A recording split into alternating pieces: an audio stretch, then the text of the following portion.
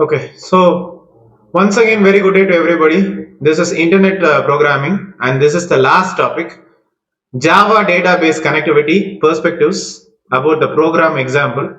Then we will have a discussion over JSP, how you try to go with understanding the Java server pages, okay, JSP, and of course the JSP standard tag library, JSTL, okay. Then we try to create HTML forms by embedding this Java standard pages code even. Okay, so this is especially for you, my dear students and young researchers, and you can reach me at dr.christoananth@gmail.com. So before beginning the session, once again, let me thank God for giving me this opportunity to deliver this useful session to share my knowledge among my fellow national, international participants, students, and young researchers. So in this class, we discuss about JSP, Java Server Pages, about its interfaces and then classes. Then we discuss about the various methods of the JSP page interface, how the JSP page works, what are the types of JSTL tags, what is the JSTL C out core tag, so that we'll be discussing. Then about the JSTL C remove core tag, that we'll be discussing. Then how you try to create the HTML forms with the JSP, Java Server Pages. So at regular intervals, I'll be giving you some short videos to discuss the knowledge in our topics. Right. So as you know, JSP is Java Server Pages. Okay. So generally we can discuss about the problems of the servlet. Okay. So the problems you can see in the servlet presentation, both the logic as well as dynamic content generation logic are actually intermixed. Okay, which definitely results in the maintenance problem. Okay, so every time when the presentation is changed means the servlet has to compile and then it has to deploy and then implement again. Okay, so the developer has to once again write the HTML code for the output stream of the servlet. Okay, so for this one, we will be using Java Server Pages. So that is an extension of the servlet. It will be providing the solution for these problems. Okay. So using JSP, Java Server Pages, you can actually maintain a structure, which is actually a Java code inside the HTML code. Okay. So using the structured format, you can actually simplify the web development process. Okay. So here if you can use Java X, okay, .servlet.jsp package. So that is the JSP package that you will be using, okay, and its sub packages which will be providing the classes and the interfaces which facilitate the development of the Java server page. Okay, so these are the interfaces. Okay, so you'll be having JSP page, HTTP JSP page. Okay, then you'll have the classes JSP factory, page context. Okay, then you'll be having Java server page writer, JSP engine information, JSP exception, and JSP error event. Okay, so in the interface you'll be having the JSP page will be extending the servlet interface, and JSP processor generated servlet class must implement the JSP page interface. Okay, so here you will be having public interface JSP page which extends the servlet, and you will be having public void JSP initialization. So JSP initialization, it will be performing the initialization process. Okay, and it is called by the web container only once when the first request comes. Okay, so here you will be using the syntax public void JSP initialization. Okay, then you'll use JSP destroy. Okay, so that will be performing the cleaning up process. Okay, before destroying the JSP page. So this method will be called by the web container only once. Okay, so here if you can use public void JSP destroy. So first of all, it will be doing the cleanup process, then it will be providing the destroying the JSP page. Okay. So HTTP JSP page interface will be extending the JSP page interface, and here you will be using public interface HTTP JSP page, which will be extending the JSP page. Okay. So these are the methods of the HTTP JSP page interface. Okay, first we will be having JSP service. Okay, so it will be called by the web container every time when the request is coming from the JSP. Okay, so here you will be using public void JSP service, which will be throwing the servlet exception, input output exception. Okay. So here the request comes from the JSP page, and here the web container will be translating the JSP page into that particular servlet. Okay, so here you are going to compile the auto generated servlet class. Okay, and then you are going to call the JSP service method. Okay. So here the dynamic content will be generated and it will be sending the dynamically generated content as a response to the client thing.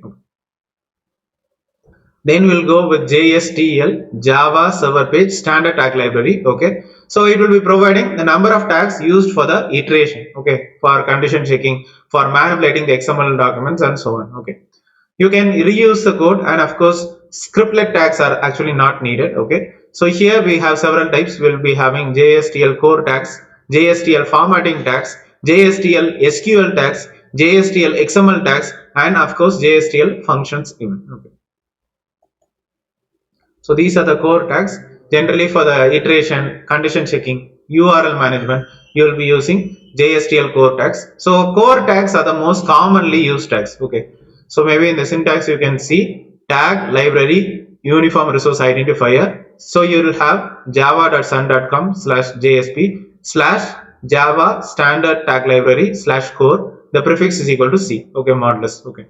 So you can also use formatting tags also, so that you can use it for formatting the text, formatting the date, formatting the numbers even. Okay, so tag library URI equal to java.sun.com/JSP/JSTL/format. Okay, so the prefix you are going to have the format. Okay. Then you'll have SQL tags, so that you can interact with the databases like Oracle, MySQL, and so on. Okay. So here you'll be having tag library URI. Okay. So java.sun.com JSP/JSTL SQL. So the prefix you will have the SQL. Okay. So here you'll be having tags also, XML tags, so that you can create, you can actually manipulate the XML documents using the XML tags. So you will have tag library URI java.sun.com/JSP/JSTL/XML. So here the prefix you'll have X. Okay. So that is for the XML tags.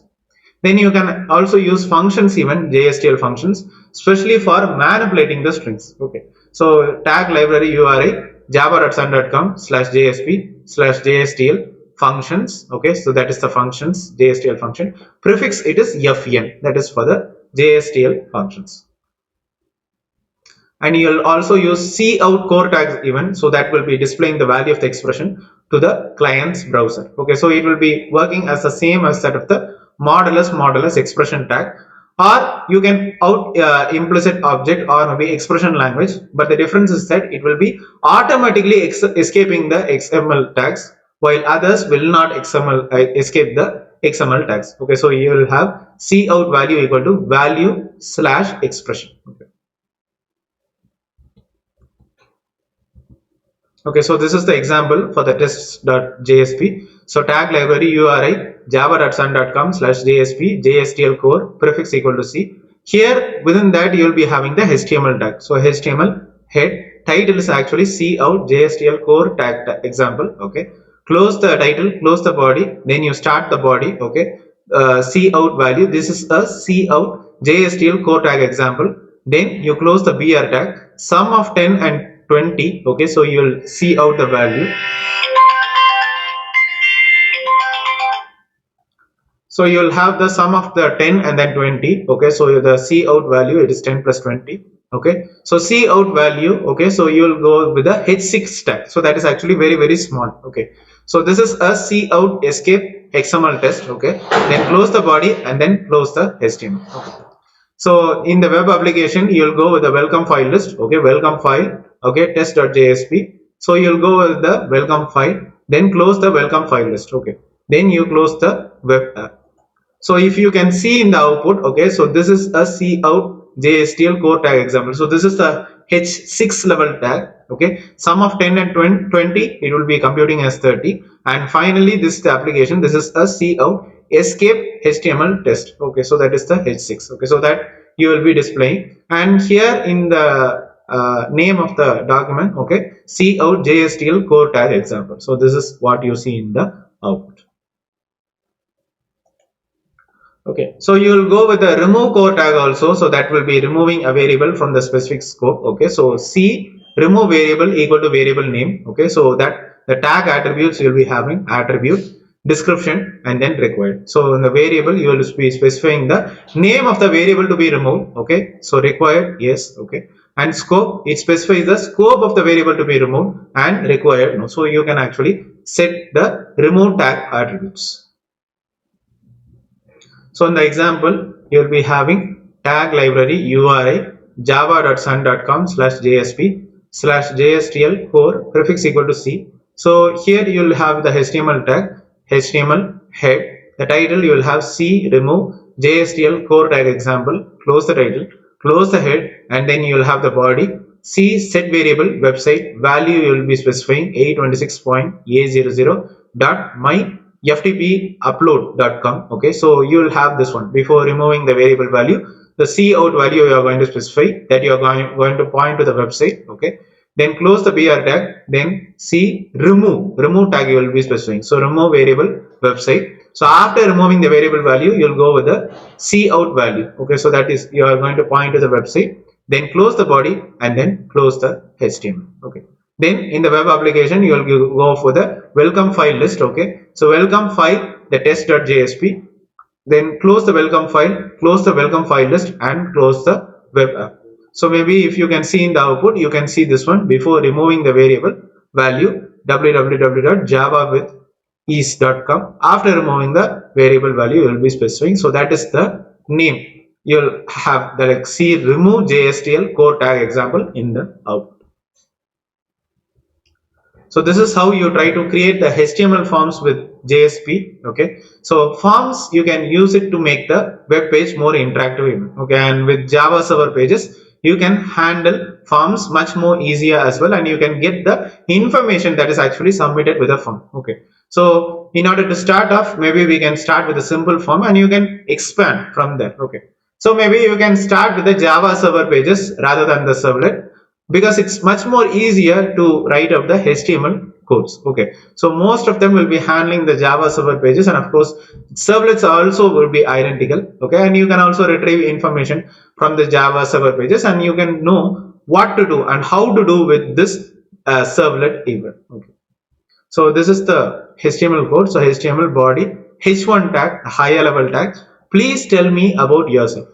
Then close the h1 tag, then the form action, simple form handler.jsp method equal to get, so that you are going to get the input. Okay, so name, input type text. Okay, name, first name, input type it is text, name the last name. So both the first name and last name you are getting, and you are going to have the gender. Okay, so input type radio button, check name the gender. Okay, value male. Okay, then input type radio, similarly female also you will have. Okay, then the paragraph tag you will have what Java primitive type best describes your personality. Okay, so select name the Java type, option value it is boolean. Okay, then similarly byte, character, double, float, integer, long. So these are the options you can actually specify. Okay, then close the select, then you go with a break tag. Okay, input type, submit, close the form, close the body, and close the HTML. So maybe if you can see in the output, please tell me about yourself. That is the h1 tag. Okay, name you can specify, this is the first name and this is the last name.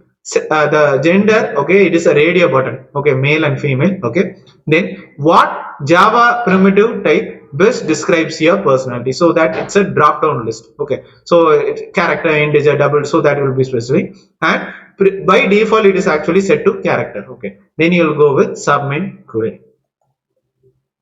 Then you can also have the source code for the simple form handler.jsp. So HTML body. So grab the variables from the form. So string first name. So request.get parameter the first name. Then the last name. Then string. Okay, the gender. Request.get parameter the gender. So string Java type. The request.get parameter the Java type. Then you print out the variables like hello, first name, last name. Then I find I see that you are the gender. Okay, you know you remind me of Java type variable I once knew. Then close the body, close the HTML.